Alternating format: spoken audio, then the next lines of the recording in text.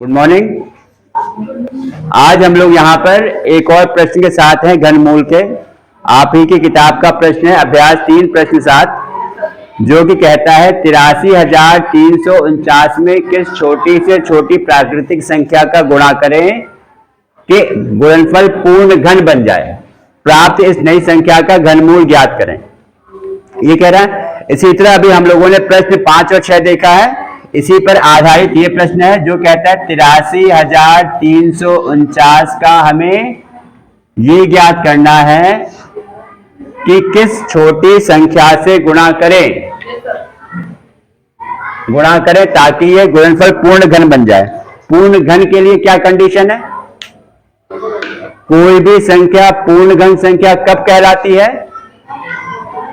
जब, हाँ बताइए, कोई भी संख्या पूर्ण घन संख्या कब कहलाती है? जब हर एक अभाज्य गुणनखंड का उसमें त्रिक रहता है। जैसे घन मूल अगर 8 का लोगे तो क्या बनेगा? 2 गुणा 2 गुणा 2, 2 का त्रिक है कि नहीं है? ये तो बताया है कई बार भाई, अभी कॉपी में भी हम लोगों ने प्रश्न किए हैं। ठीक है, तो इसमें हम लोग क्या करेंगे? इसके अभाज्य गुणनखंड निकालेंगे। कोई निकालना चाहेगा? अब निकालो।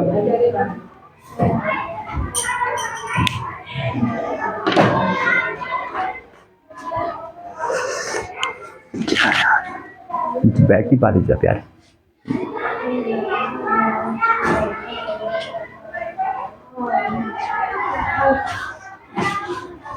ये संख्या 2 से विभाजित नहीं होगी क्योंकि इकाई के स्थान पर 9 है, सम संख्या नहीं है।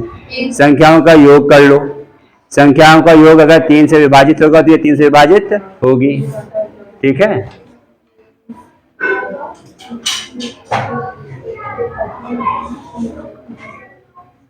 आराम से करो, कोई दिक्कत नहीं। बाकी लोग कॉपी में करिए फटाफट, बाकी लोग कॉपी में करिए। अभाज्य गुणनखंड इसके निकालिए।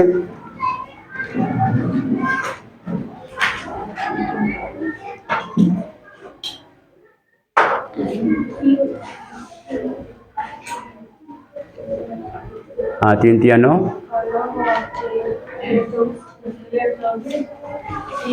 यहाँ पे 0 आएगा उसका, क्योंकि यहाँ पे 2 है ना। 24,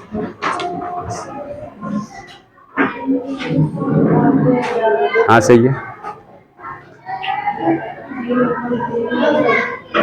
बाकी लोग कॉपी में गुणनखंड निकालिए। अभाज्य गुणन कॉपी में निकाल के देखिए हो रहा है कि नहीं हो रहा है, बिना बात किए।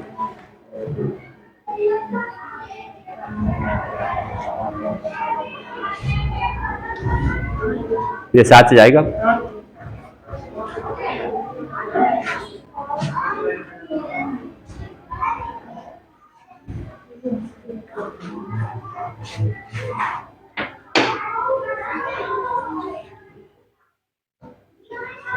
सात 49। ठीक है, चलो। अब यहां पे क्या कह रहा है आपसे?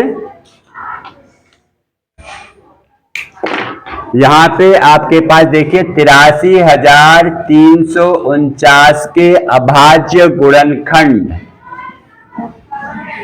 आ रहा है। इसमें देखा जाए तो आपके पास 3 आ रहा है 5 बार और 7 आ रहा है 3 बार। प्रश्न में क्या कहा गया है? प्राकृतिक संख्या से क्या करना है? गुणा करना है। ये तो कह रहा है किस प्राकृतिक संख्या से गुणा करना है। तो अभाज्य गुणनखंड निकालने के बाद हम लोग क्या करते हैं बेटा? त्रिक बनाते हैं। 3 का देखो त्रिक पूरा हो गया, 1 2 3। इस 7 का भी त्रिक पूरा हो रहा है। सही है, बहुत ध्यान से सुनिएगा, इसमें 1 2 केस में और डिस्कस कर लूंगा। फिर यहाँ पे देखिए क्या है, इस जो ये 3 गुणा 3 लिखा है इसका त्रिक नहीं बन रहा है। हमसे क्या पूछा गया है? किस संख्या से हम गुणा करें। तो हमें अगर पूर्ण घन संख्या बनानी है तो हम क्या करेंगे? हर एक अभाज्य गुणनखंड का त्रिक पूर्ण होना चाहिए। हर एक अभाज्य गुणनखंड का त्रिक पूर्ण होना चाहिए। तो यहाँ पे हम अगर देखें तो उपरोक्त में क्या है बेटा? 3 का त्रिक पूर्ण नहीं है। उपरोक्त जो आपने निकाला है गुणनखंड, उसमें 3 का त्रिक पूर्ण नहीं है, तो यहाँ पे कितने 3 की आवश्यकता है? 1, क्योंकि 2 3 तो पहले से है ना, यहाँ पे 2 3 तो पहले से है, तो हम किस संख्या से इसमें करेंगे गुणा? 1 और 3 से गुणा कर देंगे, 1 और 3 से गुणा कर देंगे। तो अतः इससे करेंगे हम गुणा, 3 से संख्या हम लोग इसमें गुणा कर देंगे। किस लिए? ताकि ये संख्या आपकी पूर्ण घन हो जाए। ठीक, ये आपका उत्तर हो जाएगा। पूर्ण घन संख्या के लिए इसमें हम 3 से गुणा कर देंगे। अब इसके बाद इन्होंने एक बात और पूछी है, प्राप्त इस नई संख्या का घनमूल ज्ञात करें। अब देखा जाए, आपने जब इस संख्या को 3 से गुणा कर देंगे तो संख्या क्या बन जाएगी? नई संख्या क्या होगी बेटा? इन्होंने कहा ना प्राप्त इस नई संख्या का, तो नई संख्या में हम जब 3 से गुणा करेंगे कितना आ जाएगा? कितना आ जाएगा? ठीक होगी आपके पास। इसको घनमूल बनाने के लिए इसमें हमने 3 से गुणा कर दिया है। अब ये संख्या हम कह सकते हैं कि ये पूर्ण घन संख्या है। पूर्ण घन संख्या है क्योंकि इस 3 का त्रिक पूरा नहीं था, इससे हमने गुणा कर दिया है। अब जब इसका घनमूल निकालोगे, इसका देखो गुणा 3 भी मैंने यहां पे किया हुआ है ना, तो क्या हो जाएगा? तो इसको ऐसे समझो, हमको ये पता है, ठीक है, इस 3 की जगह आपके पास एक 3 यह आ जाएगा, सही है। इस 7 की जगह आपके पास एक 7 यह आ जाएगा, सही है। 2 3 यहां पे मौजूद था यहां पे, तो यहां पे क्या होगा? यहां पे एक और 3 आ जाएगा, सही है। या अगर आप इसको ऐसे भी देख सकते हो, 83,349 गुणा 3 का जब यहां पे पूरा गुणनफल लिखोगे तो क्या हो जाएगा? ये वाला 3 हमने यहां पे इससे गुणा कर दिया है, गुणा 7 गुणा 7 गुणा 7 ऐसे कह लो। यहां पे आपको त्रिक पूर्ण दिख रहा है, सबका त्रिक दिख रहा है। इस पूर्ण संख्या का जब निकालोगे आप यहां पे, आप समझ में आ जाना चाहिए मेरे ख्याल से, अब तो कोई दिक्कत नहीं होना चाहिए भाई, सबका ट्रिक कंप्लीट है। अब यहाँ पे इसको ऐसे भी सही है, देखो बात वही आ रही है, 3 गुणा 7 ये भी आ रहा है। जब 3 यहाँ रख दोगे इसका ट्रिक पूर्ण हो जाएगा।